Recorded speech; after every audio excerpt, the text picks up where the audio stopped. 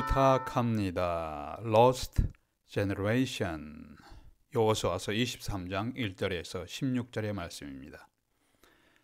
노인과 바다 누구를 위하여 종을 울리나 무기여 자리거라.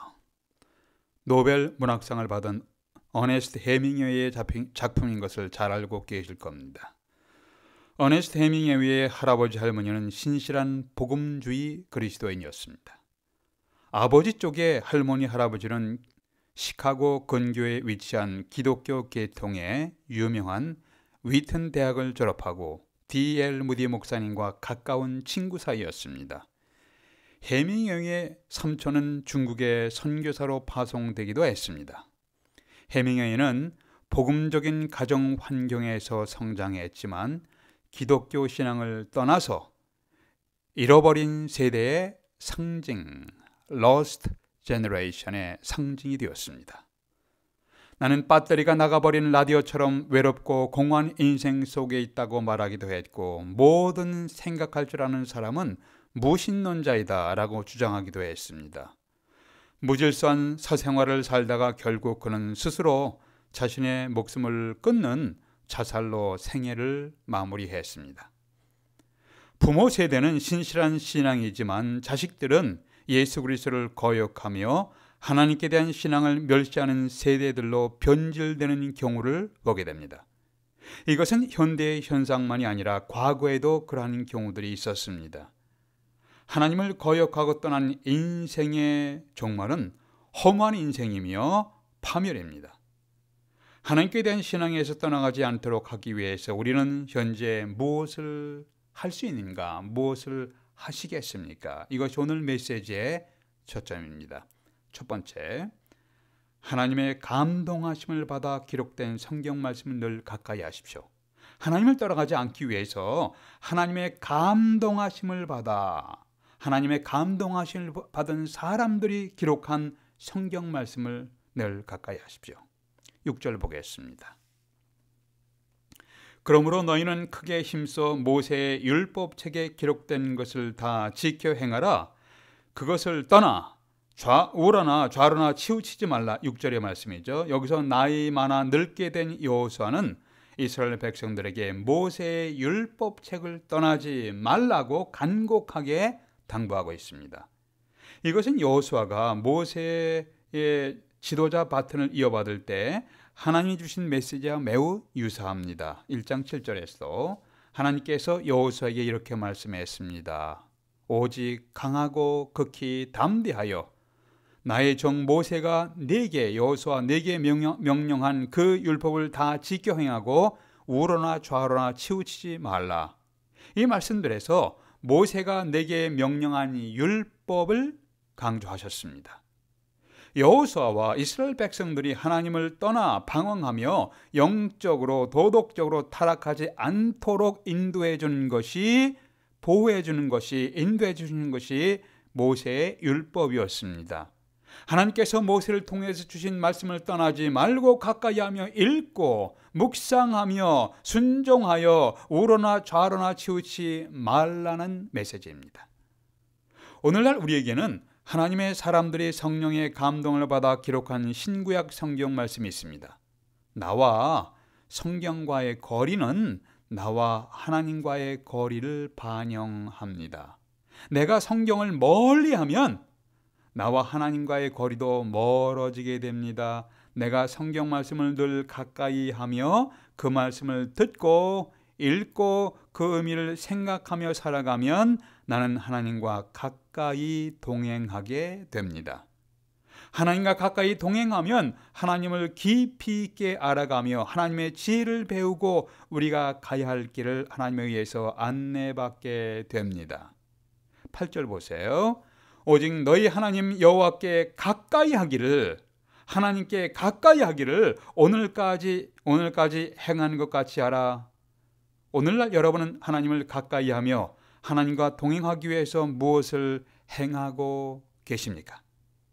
여러분은 규칙적으로 하나님의 감동으로 기록된 성경 말씀을 듣고 계십니까? 여러분은 정기적으로 그 말씀을 배우며 그 의미를 살피며 살아가고 계십니까?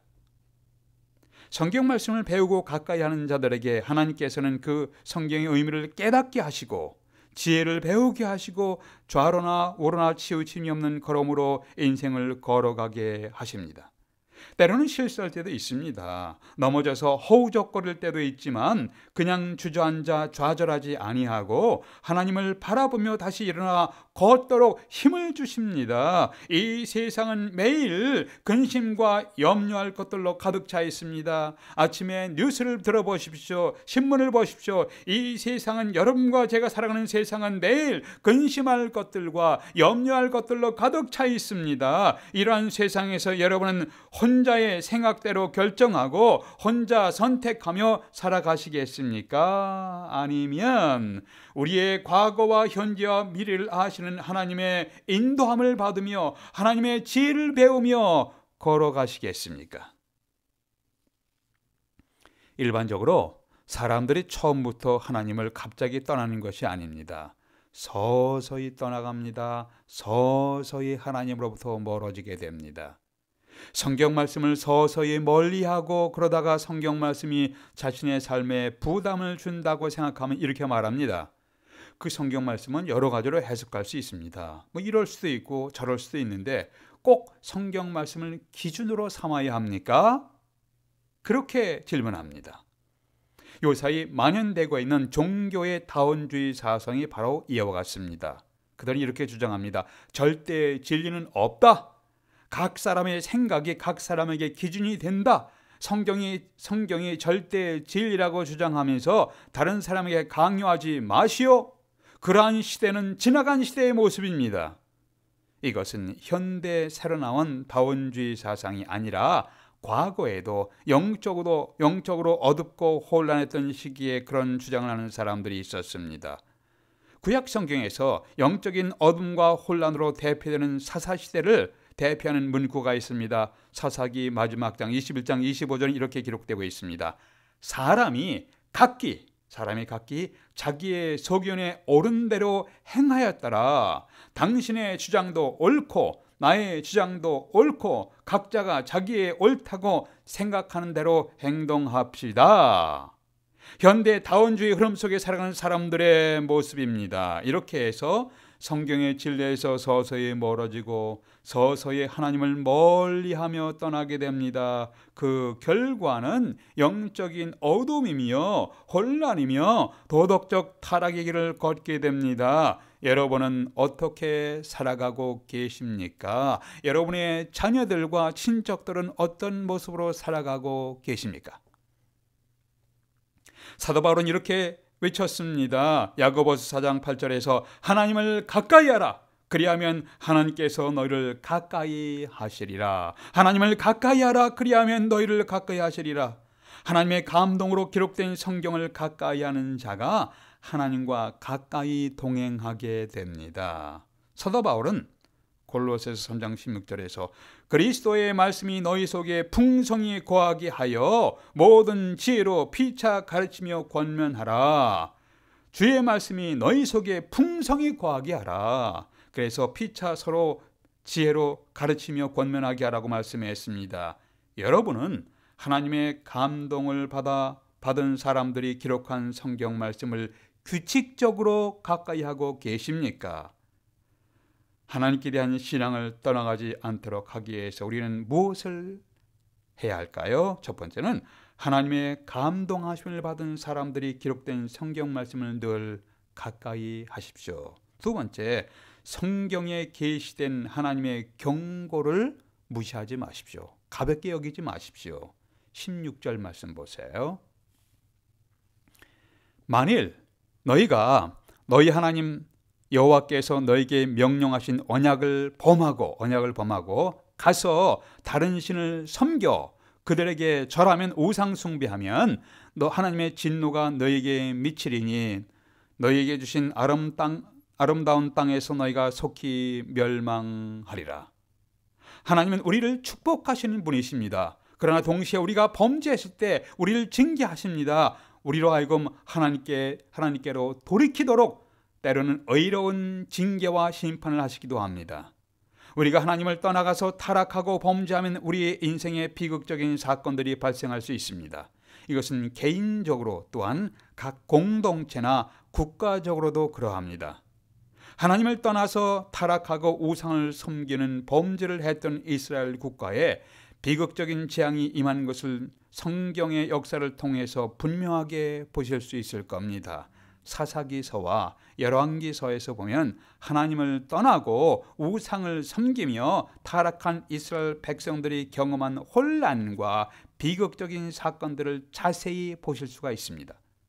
이것은 개인에게도 해당되는 것입니다. 어네스트 헤밍웨이는 하나님을 떠나서 개인 생활은 매우 문란했습니다. 허무주의자가 되었습니다. 모든 생각할 줄 아는 사람은 무신론자다라고 주장하기도 했습니다. 결국은 스스로 목숨을 버리는 비극적인 인생으로 생을 마무리했습니다. 하나님을 떠나서 타락한 사회, 단체에도 비극이 일어나고 심지어 신앙 공동체인 교회가 타락했을 때 부끄럽게 무너지는 광경을 여러분은 보셨을 것입니다. 하나님을 버리고 타락한 개인이나 사회나 국가에 대한 경고가 있는지를 기억하며 정신 차려야 합니다. 여호수아는 이스라엘 백성들에게 하나님을 떠나서 도덕적으로 타락하고 영적으로 우상 숭배하지 말 것을 간곡하게 당부하며 경고했습니다. 15절 말씀을 주의해 보십시오. 이렇게 말씀했습니다. 하나님의 모든 말씀이 너에게 임한 것 같이 하나님께서 경고하신 모든 불길한 말씀도 너에게 임하시리라. 다시 하겠습니다. 하나님의 모든 선한 말씀 너에게 성취된 것 같이 하나님께서 경고하신 모든 불길한 말씀, 경고하신 모든 경고의 말씀이 불길한 말씀도 너에게 임하시리라. 훗날에 여호수아를 모르는 새로운 세대의 이스라엘 백성들은 하나님을 떠났습니다. 타락했습니다. 우상 숭배하게 되었을 때 개인과 국가적으로 고통스러운 비극을 경험한 것을 여호수아서 다음에 나오는 사사기서에서 분명하게 볼 수 있습니다. 하나님은 우리를 지극히 사랑하시며 축복하시는 분이십니다. 그러나 공의로우신 하나님은 우리가 하나님을 떠나고 타락하고 범죄하고 우상 숭배했을 때 징계하시는 분이십니다.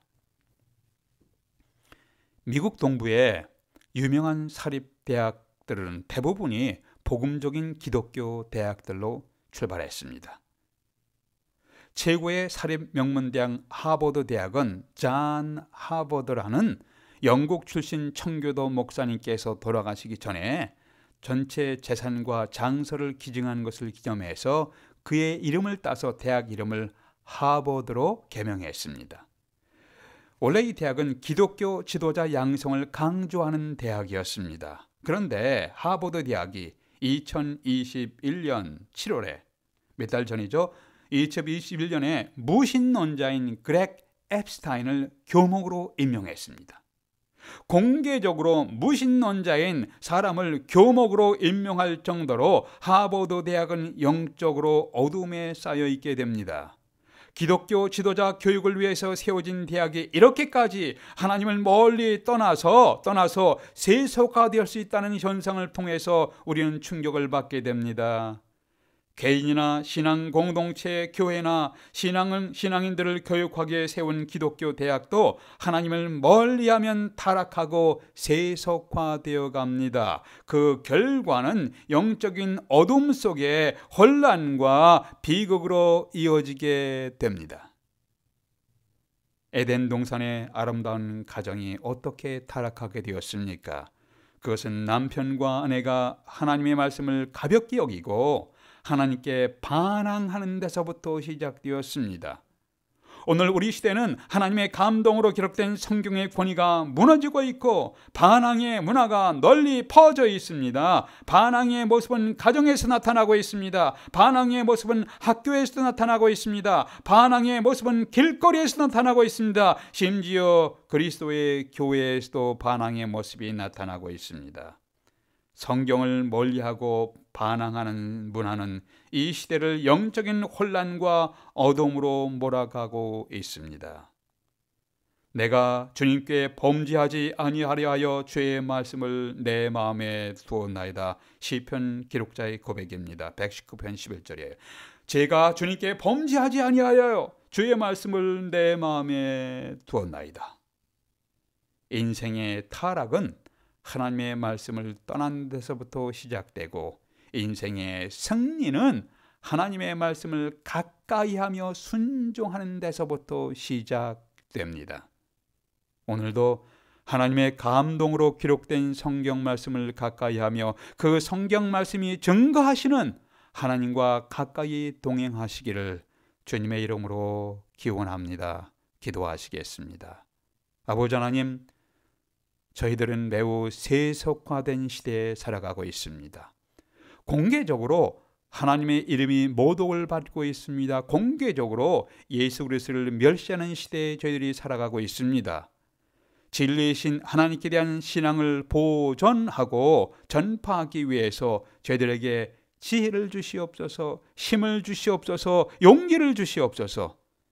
신실한 신앙인들이 여기저기서 불일 듯 일어나게 될 수 있도록 하나님 도와주시옵소서. 저희들과 저희 자손들이 성경의 진리를 존중하며 하나님을 경외하게 될 수 있도록 하나님이 인도해 주시옵소서. 우리의 주님 예수 그리스도의 이름으로 기도하옵나이다.